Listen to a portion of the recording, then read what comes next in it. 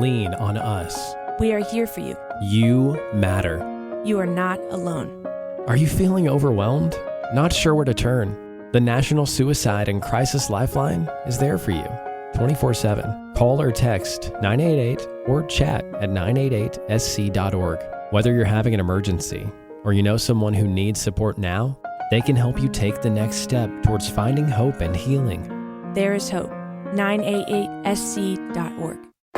At Curry's, we've got Ireland's largest range of laptops starting from just $199. Our experts will help advise on the best tech for you. Plus, get a free one-for-all gift card up to €150 when you buy selected laptops. Get in-store or online at currys.ie. T's and C's apply.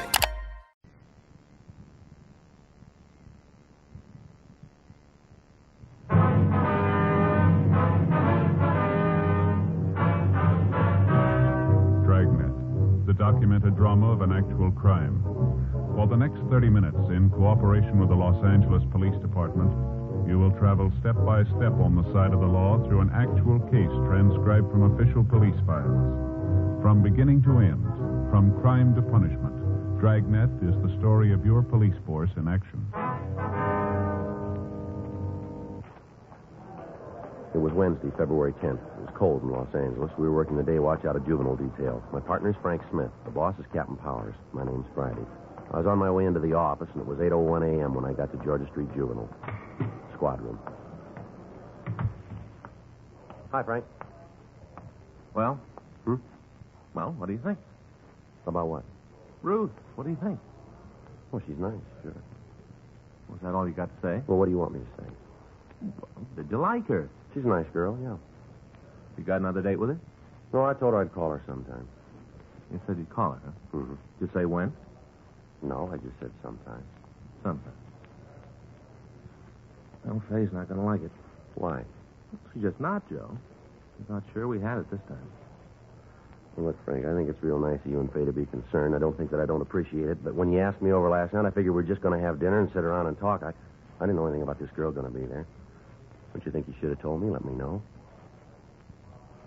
Joe, you like girls, don't you? Well, of course I like girls. Well, we couldn't have done that, you know. Would have loused the whole thing up if we'd told you ahead of time. We just wanted you to meet her. Get the full effect. Bang, like that. Yeah, I got the full effect. Well, we tried to set it all up for you. She is pretty, don't you think? Yeah, I guess so. Blue eyes, red hair. I think she's real pretty. Mm-hmm. You know, Faye and me had the whole evening planned, right from the time you two met. I kind of got that idea. What do you mean? Well, you're about as subtle as a water buffalo. Now, you tell me where we were obvious. Go ahead and tell me. Well, all right. First off, the music. That album of records of yours there. What's it called? Love Music or whatever it was? Mood for Lovers. Yeah. Mm-hmm. I bought them special. Yeah. And the flowers on the table? Well, you gotta have flowers. You gotta have something for the center of the table. You must have gone a long way for those. Orange blossoms? You had to have those. Huh? Well, Faye's not gonna like it. Well, I'm very sorry about that, Frank. Well, we're just trying to show you the advantages of getting married. Yeah, well, I appreciate you and Faye trying, but let me do it my way. Huh? Any mail this morning? Huh? Any mail? Yeah. Skipper put a note in your book. Okay.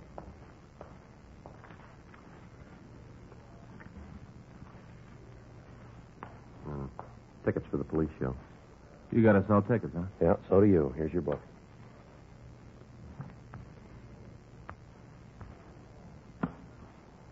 You're not mad, are you, Joe? Oh, man, it's just that all the time people are trying to be helpful, you know. Well, I kind of hate to say it behind her back. Hmm? I'd say I hate to say it behind her back, but it was Faye's idea. I didn't have any part in it. Yeah, Faye's idea. Faye's idea. You're sure you're not sore, huh? No, I told you, man. Sure? I'm sure, Frank, yeah. Mm-hmm. Old Ruth. What? Look, it wasn't the fact that she was a redhead, was it? Friday? Yeah. Yeah, Skipper says to run this down. Thanks, man.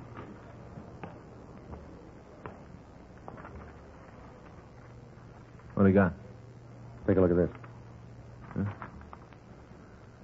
Dear sir, I have some information for you about a big dope ring. It's important I talk to you. I'll meet you at the streetcar stop at 7th and Broadway on the east side after 3:45 p.m. tomorrow afternoon, Wednesday. That's today, huh? Yeah, read the rest of it. I can't tell you my name now, but I'll be wearing a green skirt and a plaid sweater. I'll be standing right by the streetcar stop. What do you think? I don't know. No signature. You got anything in the envelope? No. Postmarked L.A., addressed to Juvenile Division. No way of telling where it came from. Think it's from a crank? Well, there's one place we can find out. Yeah. 7th and Broadway.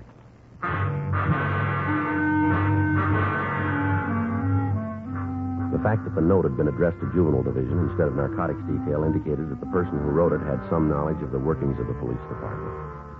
It also led us to believe that the writer was a juvenile. We checked again with Captain Powers on the letter, and it was decided that we'd make the meet that afternoon. Frank and I spent the rest of the morning going over reports on a case that we just finished, and at 3:15 p.m. we left the office. Frank stopped the car at 8th and Broadway for a traffic signal, and I got out and walked the remaining block. There was no one at the streetcar stop dressed in a green skirt and a plaid sweater. While Frank circled the block, I waited. 3:40 p.m., still no sign. At 3:52, a woman of about 23 got off the streetcar and waited on the corner. She was wearing a dark green suit with a plaid blouse. I waited for some indication that she might be the person we were waiting for, but she gave none. Finally, she turned, walked across the street, and disappeared into the crowd. 4 o'clock, 4:15, still no sign of the letter writer. 4:30, 4:45. Frank pulled into a loading zone near the corner, and I went over to talk to him. What do you think? Well, I don't know. She's an hour late now. Uh-huh. Well, that note must have been from a crank. Yeah, I guess so. Well, come on, get in. We better go back to the office. Yeah. Hey, wait a minute, Joe. What? Right there, crossing the street. Oh, yeah. Matches the description. Must be her. Well, she's looking this way. I'll check it. She looked about 15. Brown hair and a thin young face. She was carrying an armful of school books. She paused in the corner and watched me.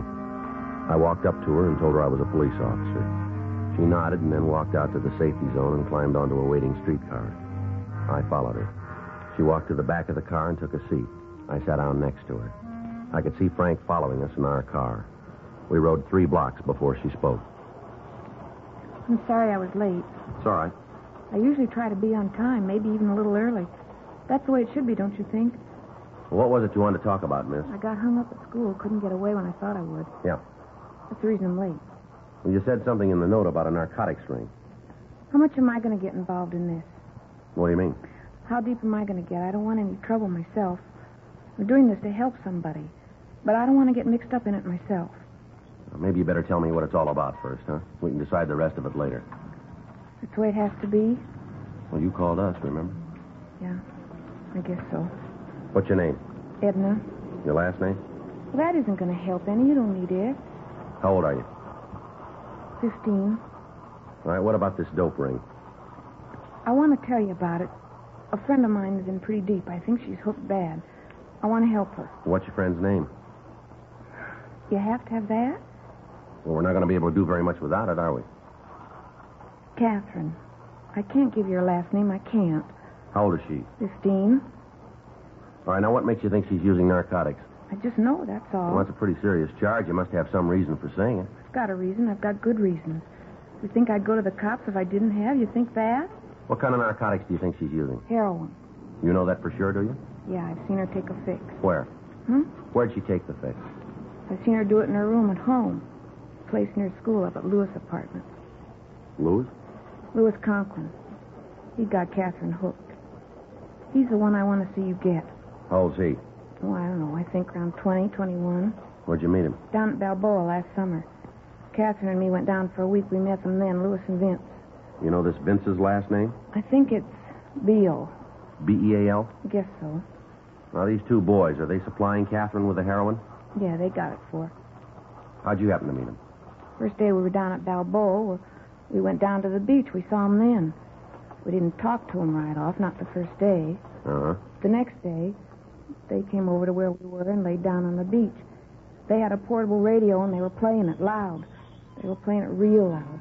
Yeah. Well, Louis asked us if they had the radio on too loud, and we said no. Then we got to talking. All right, go ahead. We found out that they knew a lot of the kids that go to our school, so we talked about them. We talked and listened to the radio. Mm-hmm.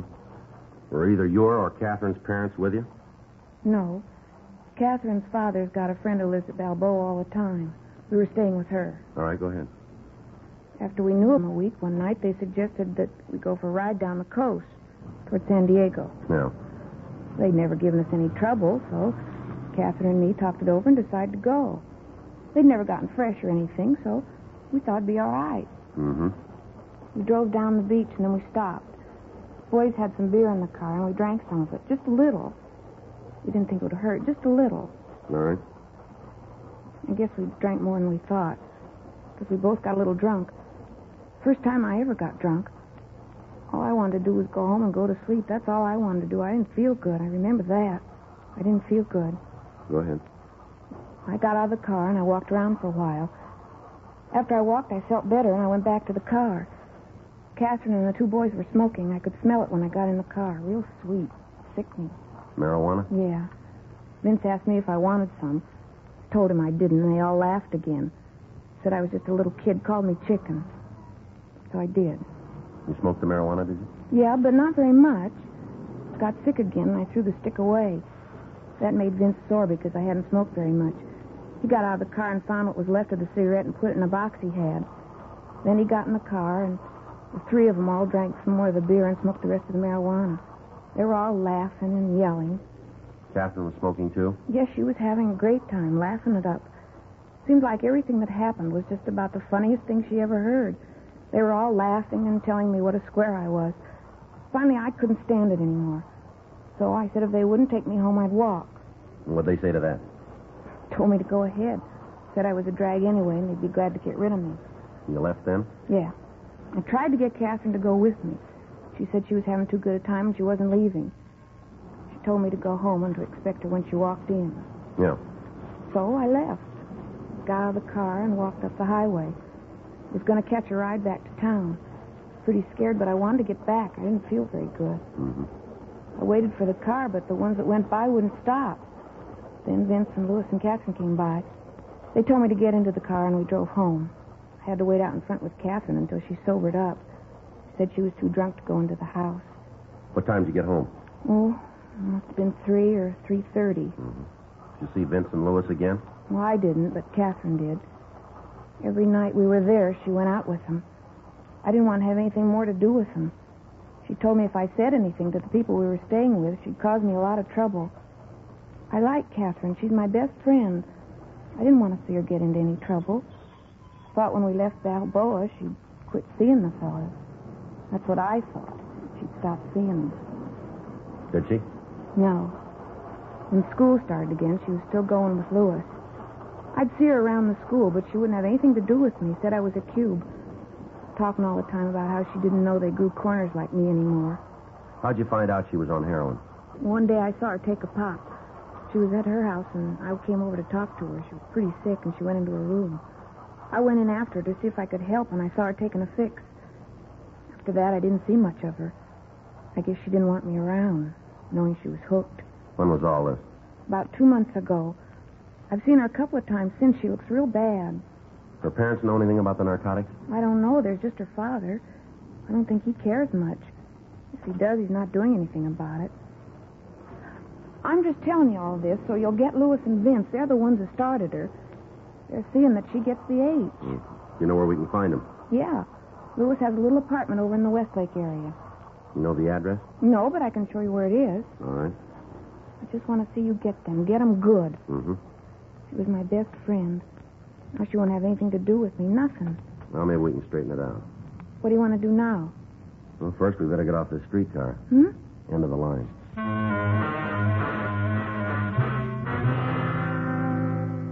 Edna and I got off the streetcar, and Frank picked us up. We stopped at a drugstore and put in a call to the office requesting that a policewoman be sent out to take the girl into custody. 10 minutes later, Officer Irene Gardner arrived, and the four of us drove over to the Westlake area. The young girl pointed out the building where she told us that Vince Beale and Louis Conklin lived. She gave us a description of the two suspects, and finally, after Miss Gardner had talked to her, she also gave us the full name of her friend, Catherine Pilgrim. We checked at the building and found that the two suspects occupied apartment 4G. Frank and I talked to the manager of the place, but she told us that the pair weren't in and that she didn't know when they'd be back. We returned to the car and told Officer Gardner to take Edna to Georgia Street Juvenile and hold her until we could get there. After that, Frank called the office and ran the names Vincent Beale and Louis Conklin through R&I. They both had misdemeanor records in California, and Beale had served time in the county jail for possession of narcotics. We called Captain Powers and told him what had happened, and then we returned to the apartment and set up a surveillance. At 7:25 p.m., we heard someone coming down the hall.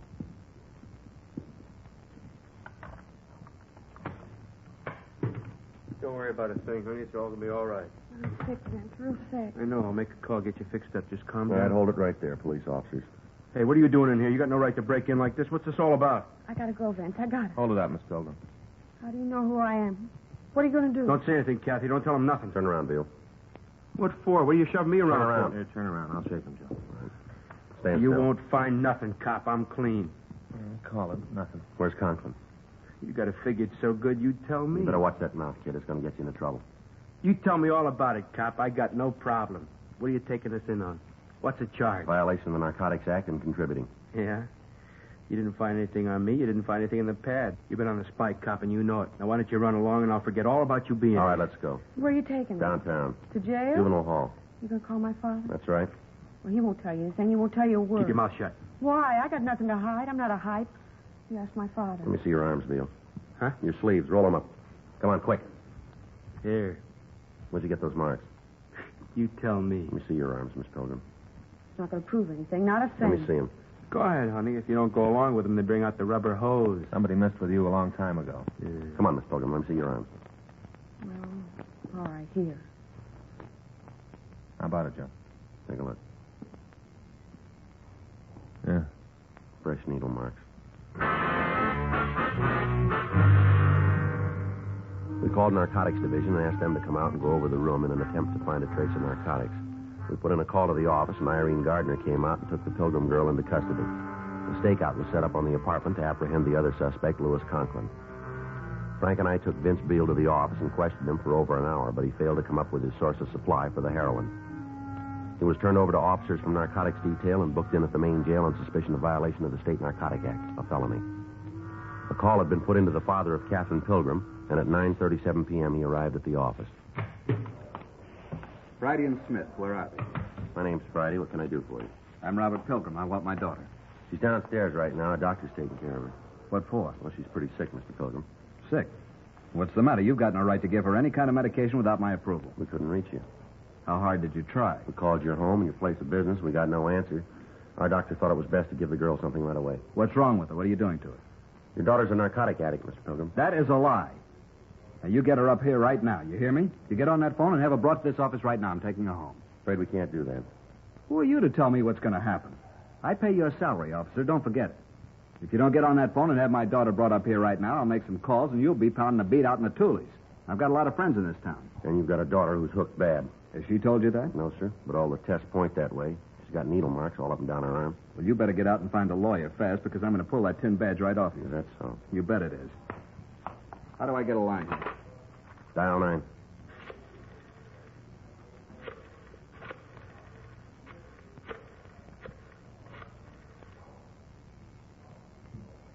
Hello, Jack. This is Bob Pilgrim. I'm down at the police station.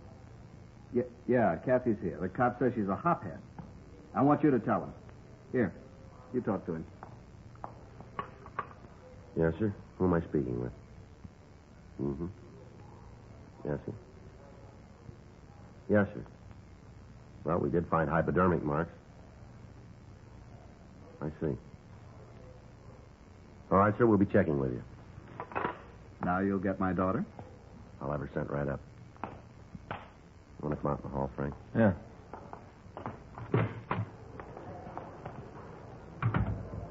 Who'd he call? This is a family doctor. We might not have a case here. What's the matter? Well, the doctor says he's been treating the girl for the past 6 months. Yeah. Been giving her hypodermic injections.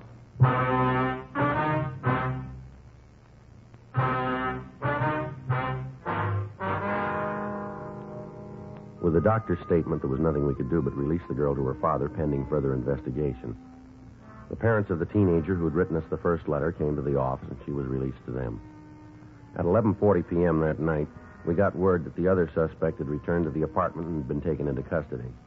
He was identified as Louis Conklin, age 23. He was taken to the main jail and booked on the same charges as Vincent Beale. Their apartment was gone over, but no trace of narcotics was found. We questioned both suspects again, but they failed to cooperate with us. Frank and I checked out of the office and went home. The following morning, we drove out to see the doctor who had told me he was treating the Pilgrim girl. He said the girl was underweight and highly nervous and that he had been giving her vitamin injections. He went on to say that he'd stopped treating her 5 months previous at her father's request and that he had not seen the girl since then. February 11th, 10:24 a.m. We checked the car belonging to Vincent Beale. In the trunk, we found an expensive leather jacket. It looked too expensive to be worn by a man who had the reputation of never holding a job.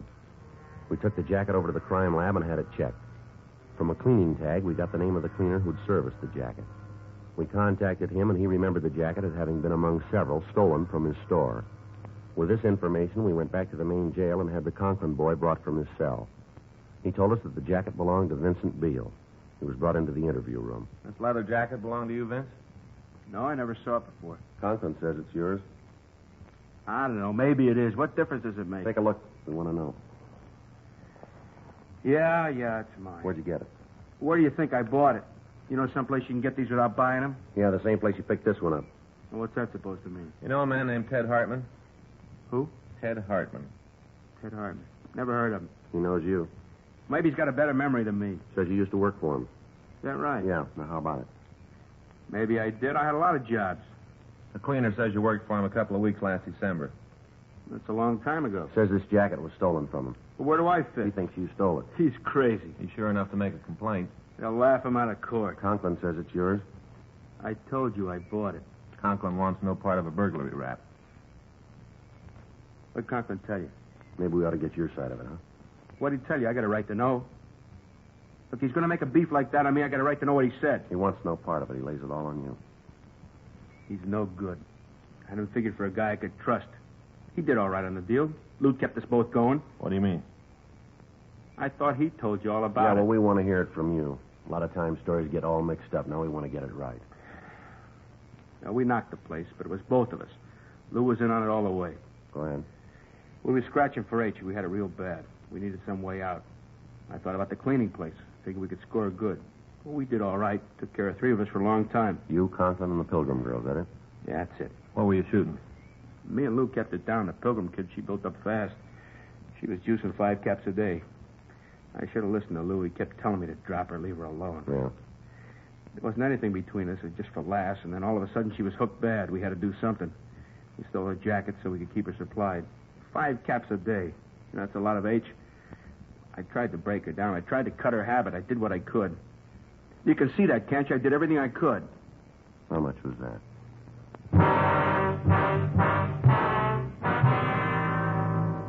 "5:23 p.m. Frank and I, along with policewoman Irene Gardner, drove out to the Pilgrim residence. We went up to the front porch and rang the bell. Yeah. What do you want? I'd like to see your daughter. Now, you get out of here. You get out of here right now. I've had enough of this shoving around from you. It's about time you learned your place. It might be better if we came in. Anything you got to say to me, you can say here. I don't want any cops in my house. You want to get your daughter? What for? We're going to have to take her down to juvenile hall.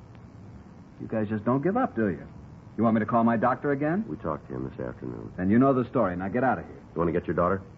Look, I've got a gun inside. If you're still here when I come back, I'm going to Now, you listen to me, mister. You've been acting like a big man long enough. You can play the part of the outraged parent with your family, but don't try it with us. I'm not going to have you talk to me like that. Not much you can do about it. We got the boys been supplying your daughter with narcotics. It's pretty clear that this home isn't the place for her. She's a good girl. We didn't say she wasn't. Then why don't you leave her alone? You know better than that. Can do you boys some good downtown. I got a lot of friends. You're going to need them. All right, you want to make a case out of this? I'll fight you in every court in the country before I let you take my daughter away from me. Now, you just try it. Your daughter's a drug addict. She's sick. She's got to be straightened out. She needs help. Who are you to set yourself up as the jury? You got a fine girl in there. She's got all the breaks except somebody who thinks enough of her to stand by her.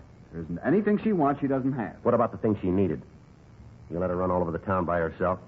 She gets in trouble, and you won't take the time to care for her. What about those 2 men who got her started? What are you going to do with them? They're guilty. If it hadn't been for those 2, this never would have happened. They'll be taken care of. You lay the blame any place you want, mister, but if you're honest, you'll keep it. What's going to happen to her? She'll be given medical attention. We'll do what we can.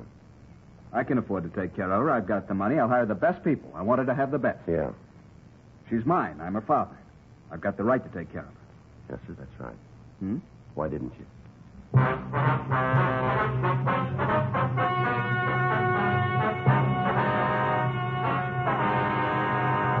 Vincent Norman Beale and Louis Shellman Conklin were tried and convicted of one count of burglary and additional charges of violation of the State Narcotic Act of felony and contributing to the delinquency of a minor. They received sentences as prescribed by law. Burglary is punishable by imprisonment for a period of not less than 5 years in the state prison. Catherine Noreen Pilgrim had a hearing in juvenile court and was made a ward of that court. You have just heard Dragnet, the authentic story of your police force in action, and starring Jack Webb, a presentation of the United States Armed Forces Radio Service.